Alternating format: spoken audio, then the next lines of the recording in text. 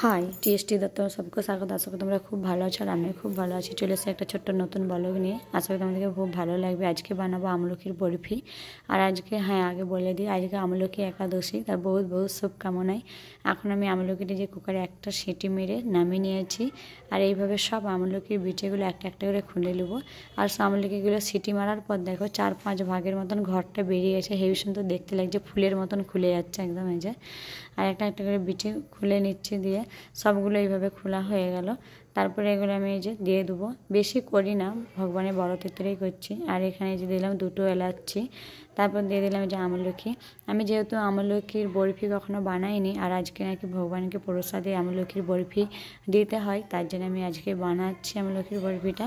আশা করি ভালোই হবে ভগবানের দয়াতে।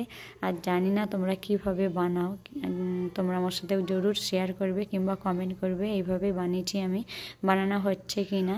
আর এখানে যে কড়াতে আমি বসে দিয়েছি, কড়াই দিয়ে না দিয়েছি তেল, না দিয়েছি ঘি, ডাইরেক্ট দিয়ে দিলাম মিক্সটা, আমলকির মিক্সটা দিয়ে এখানে যে মিক্স করে নিচ্ছি। আর তোমরা দেখতেই পাচ্ছ আমার এইটুকু আমলকির বরফি বানাবো, আর এত বড় কড়াটা এত বড় কেন, এটাই ভগবানের সব কিছু রান্না করি, তার জন্য এই কড়াটাই আমি ইউজ করছি। আর আমাদের কড়া তো ছোটো আছে, কিন্তু এটা সব কিছু পেঁয়াজ লাগানো থাকে, তার জন্য ভগবানের কড়াটা ইউজ করলাম।